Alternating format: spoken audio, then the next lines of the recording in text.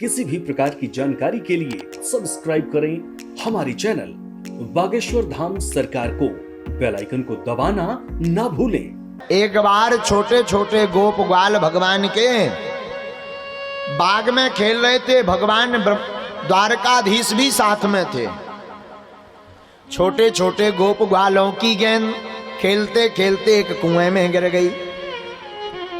और जब बालकों ने कुआं में झांक कर देखा तो विशाल काय शरीर वाला एक गिरगिट नजर आया। भागे भागे पिताजी के पास गए, ठाकुर जी के पास। अरे सरकार, हमने एक कुआं में विशाल काय गिरगिट देखा है। ओ चलो हम देखते हैं। भगवान ने देखा, आहा, अब क्या? भगवान ने चलकर देखा और भारी विशाल काय गिरगिट को देखा तो भगवान ने गिरगिट को स्पर्श कर लिया। और जैसे ही ठाकुर जी का स्पर्श उस गिरगिट ने पाया तो उसका वो शरीर छूट गया और दिव्य रूप में आकर के प्रकट हो गया। भगवान ने पूछा, भाई कौन हो तुम, अपना परिचय दीजिए। उसने बढ़िया परिचय दिया। नगो नाम नरेंद्रो हम इक्ष्वाकु तनया प्रभु। महाराज, मेरा नाम नृग है, मैं इक्ष्वाकु वंश का हूं, राजा था।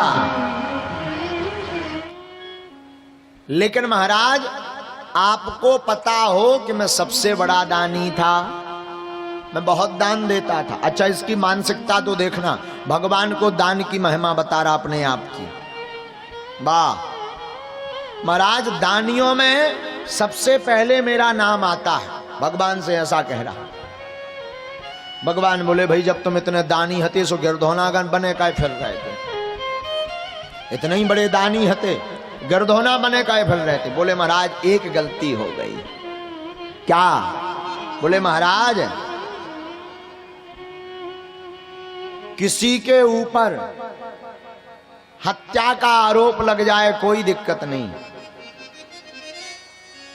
माता पिता का दोष हो जाए कोई दिक्कत नहीं, पर एक दोष बड़ा खतरनाक होता है जिससे कभी कोई नहीं बच सकता, वो कितना भी बड़ा दानी क्यों ना हो। भगवान बोले, कौन सा दोष? बोले ब्राह्मण दोषहा। बोलो ब्राह्मण देवताओं की जय हो। नृग राजा बोले, महाराज ब्राह्मण का दोष बड़ा खतरनाक होता, ब्राह्मण को रुष्ट नहीं करना चाहिए।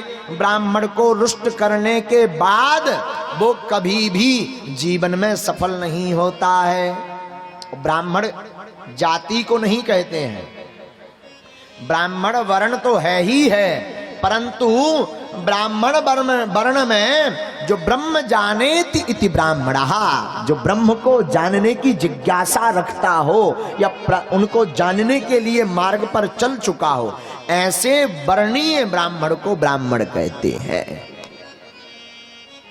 महाराज, ब्राह्मण के लक्षण क्या है? दान लेना, दान देना, यज्ञ करना, यज्ञ कराना, वेद पढ़ना, वेद पढ़ाना, इति षट्कर्माणि ब्राह्मणः। ये 6 कर्म ब्राह्मण के हैं। शिखा रखता हो, तिलक चंदन लगाता हो, माला जपता हो, गायत्री का उपासक हो, ऐसे ब्राह्मण को प्रणाम करने से, वंदन करने से मंगल ही होता है। एक बार हम पढ़ रहे थे प्रातः काल के मंगल दर्शन। प्रातः काल के मंगल दर्शन में अगर ये कई चीजें आपको मिल जाएं तो आपका दिन मंगल हो सकता। एक है गौ दर्शन, ये मंगल दर्शन में है। गौ माता के पहली दर्शन हो, आंखें खुल में, तो ये मंगल दर्शन है। गंगा दर्शन, गंगा मैया दिखाई दे जावे बोतल में भरी हुई, उनका स्पर्श हो जावे तो और ज्यादा, ये मंगल दर्शन है। तीसरा मंगल दर्शन है माता पिता के चरण। चौथा मंगल दर्शन है गुरु, गुरु दिख जावे प्रातः काल, प्रणाम कर लो, वंदन कर लो, ये मंगल दर्शन। पांचवा मंगल है गायत्री मंत्र, गायत्री जिस माला से जपते हैं वो माला के दर्शन हो जाएं तो आपका मंगल दर्शन हो गया। छठवां मंगल दर्शन है वेद की पुस्तक हाथ में लिए हुए, स्वस्ति तिलक लगाए हुए ब्राह्मण, पुस्तक हाथ में लिए हुए, तिलक लगाए हुए ब्राह्मण के दर्शन हो तो ये मंगल दर्शन है। गौरी 8 वर्ष से छोटी कन्या आंख खोलते ही दिखाई दे तो ये मंगल दर्शन है।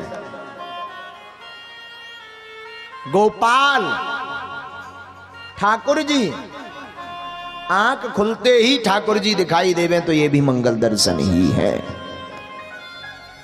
जो इन मंगल दर्शनों में से किसी भी एक मंगल दर्शन करता है तो उसका दिन शुभ रहता है।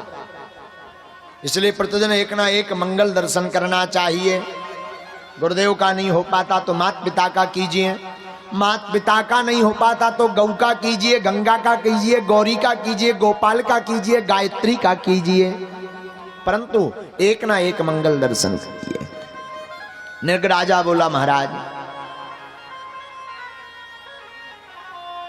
हमें ब्राह्मण का दोष लगा। ब्राह्मण का दोष क्यों? महाराज हमने एक ब्राह्मण को गाय दान दी थी, उसका परिणाम भोगना पड़ा। भगवान बोले गौदान में परिणाम भोगवे पड़ो। बोले हाओ भैया, तुमने गाय बूढ़ी दई हुई है, दुधारू ना हुई है, मरकू हुई है, बिना सींग मड़े वाली दई हुई है, ऐसी गौ का दान करने से पाप ही लगता, पुण्य नहीं लगता।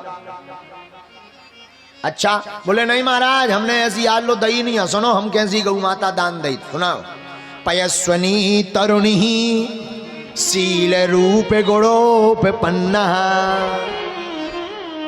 कपिला है मुसृंगी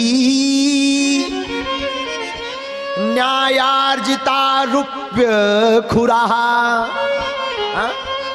महाराज हम जो गौ दान में देते हैं, एक से एक सुंदर गाय दान में दी हमने, जो गाय दूध देने वाली है, बूढ़ी नहीं एकदम नई तरुणी, और सींग भी मड़े हुए, बिना मड़े हुए नहीं, सोने से मड़े हुए सींग, स्वर्ण से मड़े हुए सींग। अच्छा हाँ, फिर साधारण बात यही ब्राह्मण नहीं होती, चांदी से मड़े हुए खरों को देते हैं। अरे भाई बा, तो भाई मरकू हुई है वह गैया। हाँ महाराज वह मरकू भी बिल्कुल नहीं है, मारत नहीं है वो गौ।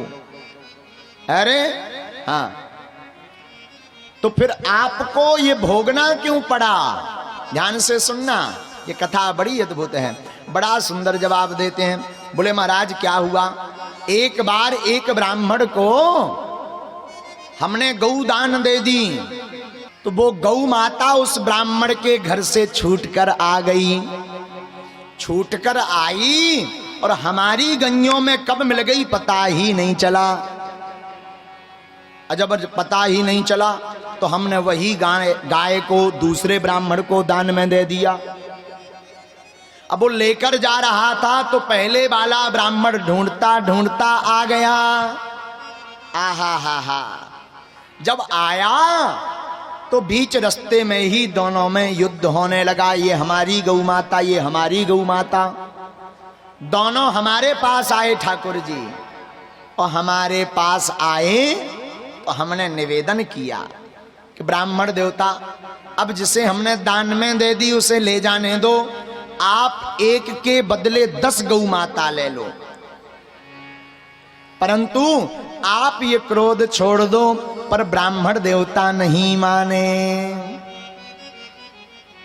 भगवान ध्यान सुनना, जब नहीं माने तो हम उनकी हाँ में हाँ मिलाते रहे, और आवेश में ब्राह्मण देवता इतने आ गए कि श्राप दे डाला कि जिस तरह तू हमारी बातें सुन करके सिर को हिला रहा, उसी प्रकार तू जाकर के गिरगिट बन जा और सिर को हिलाता रहे।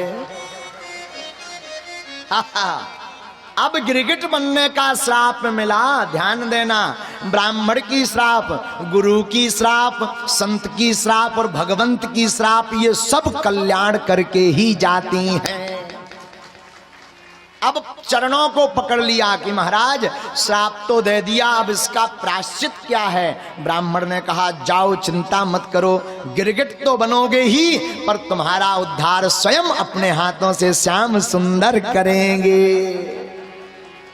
तो वो श्राप ठीक मिला, कि कम से कम हमें गिरगिट तो बनना पड़ा।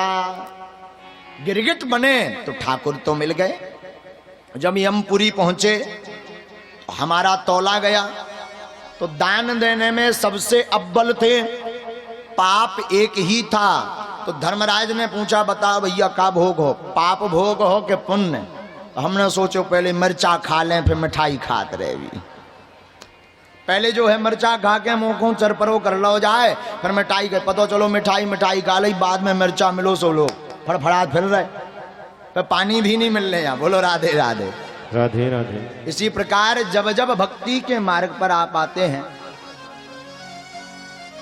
तब तब आपको जो है कष्ट सहना पड़ता। कई लोग पूछते महाराज जी रास्ता में कष्ट क्यों सहने पड़ते? कष्ट इसलिए सहने पड़ते क्योंकि हमारे ठाकुर जी हमारे प्रभु जी उन भक्तों पर कृपा करके उनके कष्टों को हटा करके जन्म जन्म तक के लिए उन्हें सुख सामग्री में बैठा रहना चाहते। ठाकुर जी मृगनाम राजा को खूब जय जय करते हैं, बढ़िया समझाते हैं। देखो सबका रोष झेल जाओगे परंतु ब्राह्मण का गुरु का दोष रोष कदापि नहीं सह पाओगे।